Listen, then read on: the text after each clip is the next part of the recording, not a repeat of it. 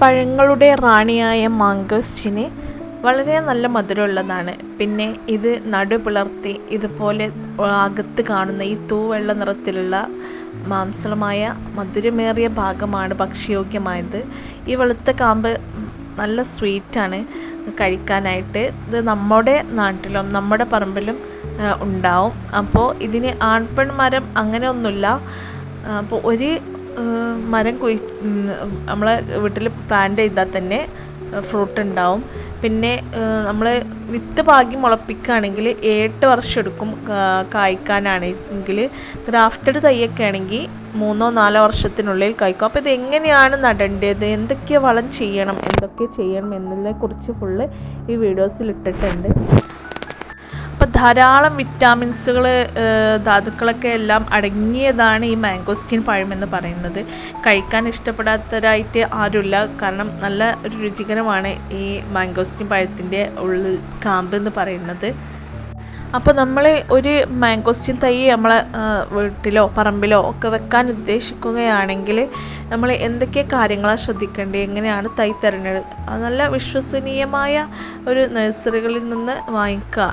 കാരണം ഇതിൻ്റെ ഒരു ഡ്യൂപ്ലിക്കേറ്റ് കാരണം വനത്തിലൊക്കെ കാണുന്ന വേറൊരു സൈസ് മാംഗോസ്റ്റീൻ ഉണ്ട്.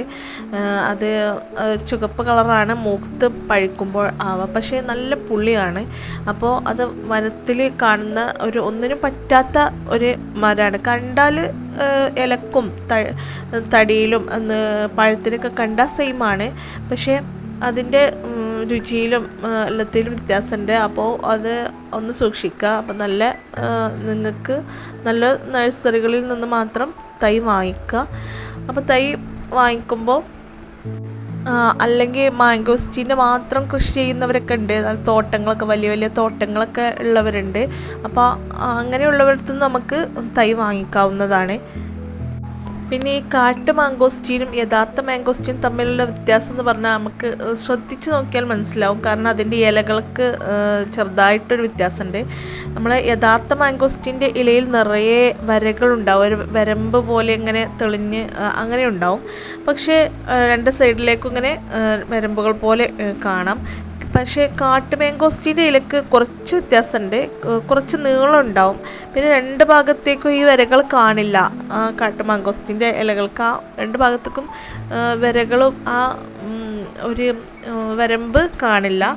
ഇതിൻ്റെ പഴം മാംഗോസ്റ്റീൻ്റെ പഴത്തിൻ്റെ പോലെ തന്നെയാണ്, റെഡ് പഴമാണ്, പക്ഷേ പുളിയാണ്. അപ്പോൾ സിസോർ മാംഗോസ്റ്റീൻ എന്തോ ആണ് അതിന് പറയാറ്. അപ്പോൾ നമ്മൾ തൈ വാങ്ങിക്കുമ്പോൾ നല്ല കുഴിയെടുക്കുക. നന്നായിട്ട് തൈ വാങ്ങിച്ച് വെക്കുമ്പോൾ ശ്രദ്ധിക്കേണ്ട കാര്യങ്ങളാണ്. നല്ല വലിയൊരു കുഴിയെടുത്തതിന് ശേഷം ചാണകപ്പൊടി, എല്ലുപ്പൊടി, വേപ്പിൻ പിണ്ണാക്ക് ഇങ്ങനെ വളങ്ങളൊക്കെ കൂട്ടിച്ചേർത്ത്, ഇനിയിപ്പോൾ ചാണകപ്പൊടി മാത്രം ഉള്ളെങ്കിൽ അത് മാത്രം മതിയാവും. എന്നിട്ട് വളങ്ങളൊക്കെ കൂട്ടിച്ചേർത്ത് ആ മണ്ണിലാണ് നമ്മൾ തൈ നടേണ്ടത്. പിന്നെ വേറൊരു കാര്യം, നന്നായിട്ട് ഡയറക്റ്റായിട്ട് വെയിൽ തട്ടുന്നിടത്തൊരിക്കലും നിങ്ങൾ തൈ വെക്കരുത്. ഇതൊരു തണൽ ഇഷ്ടപ്പെടുന്ന ഒരു ഫ്രൂട്ടാണ് ഈ മാംഗോസ്റ്റീൻ എന്ന് പറയുന്നത്. നന്നായിട്ട് ഒരു പകുതിയിലേറെ പകുതി മതി വെയിൽ. എന്ന് വെച്ചാൽ നമ്മൾ തെങ്ങുംതോപ്പിലോ അല്ലെങ്കിൽ ഏതേ മരത്തിൻ്റെ ഒരു സൈഡിലോ അങ്ങനെ ഒരു തണൽ ചെറുതായിട്ട് തട്ടുന്ന ഒരു സ്ഥലത്തായിരിക്കണം മാംഗോസ്റ്റീൻ വെക്കേണ്ടത്. അപ്പോൾ നമ്മൾ കേരളത്തിൽ നന്നായിട്ട് വളരുന്ന ഒരു ഫ്രൂട്ട് തൈയാണ് ഈ മാംഗോസ്റ്റീൻ പറയുന്നത്. ചെറിയ തൈയായിരിക്കുമ്പോൾ നന്നായിട്ട് തന്നെ നന കൊടുക്കണം.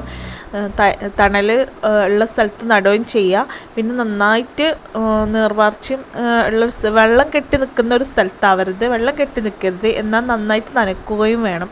അങ്ങനെയാണ് വേണ്ടത്. നമ്മൾ വെള്ളം നനച്ചതിന് ശേഷം അതങ്ങനെ അതിൻ്റെ ചുവട്ടിൽ കെട്ടി നിൽക്കുന്ന ഒരു അവസ്ഥ പറഞ്ഞാൽ ഉണ്ടാവരുത്. കുഴി അങ്ങനെ വെള്ളം എപ്പോഴും അവിടെ കെട്ടി നിൽക്കരുത്.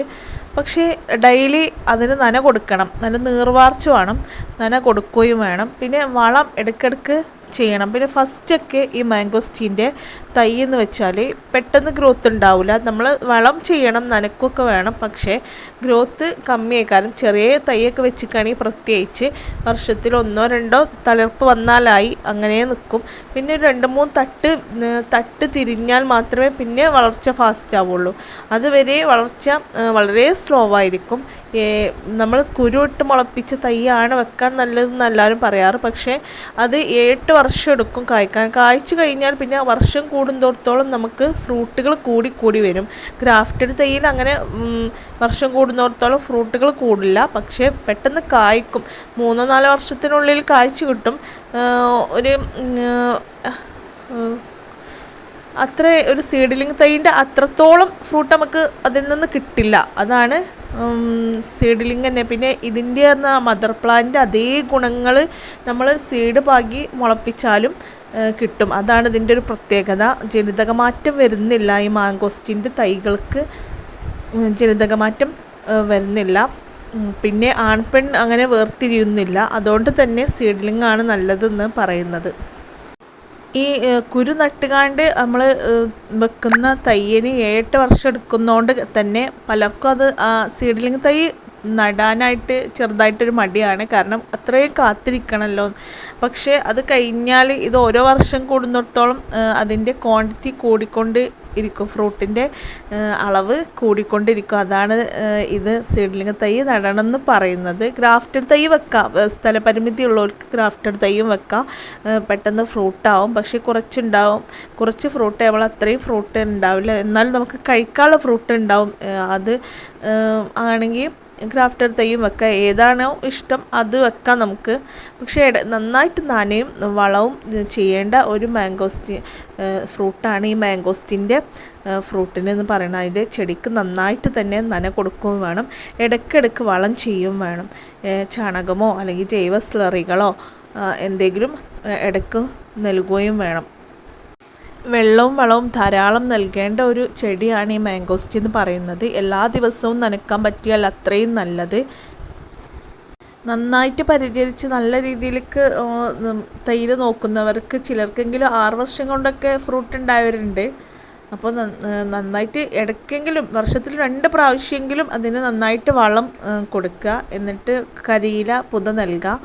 അതിൻ്റെ ചുറ്റും കരിയില ഇട്ട് കൊടുക്കുക. വളം ചെയ്യുമ്പോൾ ശ്രദ്ധിക്കേണ്ട കാര്യം എന്ന് വെച്ചാൽ ആ മരത്തിന് ആ തടിക്ക് തൊട്ടടുത്ത് ഒരിക്കലും വളം ചെയ്യരുത്. കുറച്ച് അകത്തി വേണം വളം ചെയ്യാനായിട്ട്. എന്നിട്ട് മണ്ണിട്ട് മൂടുക. എന്നിട്ട് കരിയിലിട്ട് മൂടുകയൊക്കെ ചെയ്താൽ മതി. അതിന് മരത്തിൻ്റെ തൊട്ടടുത്ത് കൊണ്ടുപോയിക്കാണ്ട് ഒരിക്കലും വളം ചെയ്യരുത്. അത് ചെടിക്ക് ദോഷമായി മാറും. അപ്പോൾ ചാണകപ്പൊടി, ആട്ടിൻകാഷ്ടം, കമ്പോസ്റ്റ് എല്ലാം വളമായി നൽകാം. അപ്പോൾ ഇതിൻ്റെ ഒരു ചെറുതായിരിക്കുമ്പോൾ നന്നായിട്ട് നന കൊടുത്ത് കുറച്ച് വലിയ പ്ലാന്റൊക്കെ ആണെങ്കിൽ ആഴ്ചയിൽ 2 തവണയൊക്കെ നനച്ചാൽ മതിയാവും വലിയ പ്ലാന്റുകൾക്ക്. പക്ഷേ കുഞ്ഞു പ്ലാന്റുകൾക്ക് ഡെയിലി നനക്കണം. പിന്നെ ഇതിൻ്റെ ഒരു പൂവിടണ ഒരു മാസം എന്ന് പറയുന്നത് ജനുവരിയിലാണ് ഫ്ലവർ വരുന്ന ഒരു സമയം എന്ന് പറയുന്നത്. ചില ഏരിയക്കനുസരിച്ച് പൂ പിടിക്കുന്നത് ഏറെയും കുറഞ്ഞൊക്കെ ഇരിക്കും. ചില ഏരിയയിൽ ജനുവരിയിൽ അല്ലെങ്കിൽ അത് കഴിഞ്ഞിട്ട് അങ്ങനെ അത് ഓരോ ഏരിയക്കനുസരിച്ചും ചെറുതായിട്ടൊരു മാറ്റം വരാറുണ്ട്. എന്നാലും ഒരു ജനുവരിയിലൊക്കെ തന്നെയാണ് അതിൻ്റെ ഒരു പൂ പിടിക്കുന്ന ഒരു സമയം. അപ്പോൾ പൂ വിരിഞ്ഞ് മുതൽ ഒരു 4 മാസം കൊണ്ട് വിളവെടുക്കാൻ പറ്റും. 4 മാസം കൊണ്ട് പഴം മൂത്ത പാകമായി പറിച്ചെടുക്കാം. അപ്പോൾ വിപണിയിലൊക്കെ നല്ല മാർക്കറ്റുള്ള പഴമാണ് ഈ മാംഗോസ്റ്റിൻ പറയുന്നത്. അപ്പോൾ വാണിജ്യാടിസ്ഥാനത്തിലും കൃഷി ചെയ്യുന്നവർക്ക് അങ്ങനെ ആവാം. അപ്പോൾ ഈ തെങ്ങിൻ തോപ്പിൽ ഇടവിളയായൊക്കെ മാംഗോസ്റ്റിൻ ചെയ്യാവുന്നതാണ്. നല്ലൊരു പഴമാണ്, നല്ലൊരു ഫ്രൂട്ടാണിത്. പിന്നെ നമ്മൾ ഒരു പരിചരണവും നൽകാതെ ഒരു വളവും നൽകുന്നില്ല എന്നെങ്കിൽ ചിലപ്പോൾ 8 വർഷമോ 9 വർഷമൊക്കെ എടുക്കും ഫ്രൂട്ട് ഉണ്ടാവാനായിട്ട്. അപ്പോൾ നന്നായിട്ട് തന്നെ പരിചരിച്ച് പോകും. മാംഗോസ്റ്റി പ്രത്യേകിച്ച് നല്ല പരിചരണം ആവശ്യമുള്ള ഒരു പ്ലാന്റ് തന്നെയാണ്. അപ്പോൾ നന്നായിട്ട് തണൽ അതിൻ്റെ അത്യാവശ്യ കാര്യങ്ങളാണ്. അപ്പോൾ വെയിൽ നന്നായിട്ട് അടിക്കുന്നുണ്ട്. ഈ കുഞ്ഞ് തൈയൊക്കെ ആണെങ്കിൽ ഒന്ന് മറ കൊടുക്കുക, ഒന്ന് ഷെയ്ഡ് കൊടുക്കുക. ഓല എന്തെങ്കിലുമൊക്കെ വെച്ച് ഒന്ന് ചെറുതായിട്ടൊന്ന് മറച്ച് കൊടുക്കുക. ഡയറക്റ്റായിട്ട് വെയിൽ തട്ടിയാൽ അതിന് വളർച്ചേനെ ബാധിക്കും. മുരടിച്ച പോലെ അങ്ങ് നിൽക്കും. അപ്പോൾ അതൊക്കെ ഒന്ന് ശ്രദ്ധിക്കുക. പിന്നെ ഡെയിലി നനയ്ക്കുക. പിന്നെ കുറച്ച് വലിയതായാൽ വലിയ പ്ലാന്റൊക്കെ ആണെങ്കിൽ ആഴ്ച 2 ദിവസം നനച്ചാൽ മതി. അപ്പോൾ ഇടയ്ക്ക് ചാണകപ്പൊടിയോ അങ്ങനെ എന്താണോ കയ്യിലുള്ള വളങ്ങൾ അത് നൽകുക. അപ്പോൾ അതൊക്കെ തന്നെയാണ് ഈ മാങ്കോസ്റ്റിനെ ശ്രദ്ധിക്കേണ്ട കാര്യങ്ങൾ. പിന്നെ വലിയ രോഗബാധ ഒന്നും ഇതിൽ കാണാറില്ല. പിന്നെ ഈ മാങ്കോസ്റ്റീന് റംബൂട്ടാൻ എന്നൊക്കെ പറഞ്ഞാൽ അകത്ത് കുരു ഉണ്ടല്ലോ, അപ്പോൾ കുഞ്ഞുങ്ങൾക്കൊന്നും ഡയറക്റ്റ് അങ്ങനെ നേരിട്ട് കൊടുക്കാതിരിക്കുക. അതിൻ്റെ കാമ്പ് പറിച്ചെടുത്ത് കുഞ്ഞുങ്ങൾക്ക് നൽകുകയാണെങ്കിൽ അങ്ങനെ നൽകിയാൽ മതി. നേരിട്ട് അങ്ങനെ കൊടുക്കരുത്. അവരുടെ തൊണ്ടയിൽ ഈ അകത്തെ കുരു കുടുങ്ങിയാൽ അപകടം അങ്ങനെ സംഭവിക്കും. അതുകൊണ്ട് ചെറിയ കുഞ്ഞുങ്ങൾക്കൊന്നും നേരിട്ട് പഴം അങ്ങനെ കഴിക്കാൻ കൊടുക്കരുത്. നമ്മൾ കയ്യിൽ നിന്ന് ആ ഫ്ലഷ് എടുത്ത് അവരുടെ വായിൽ വെച്ച് കൊടുത്താൽ മതിയാവും.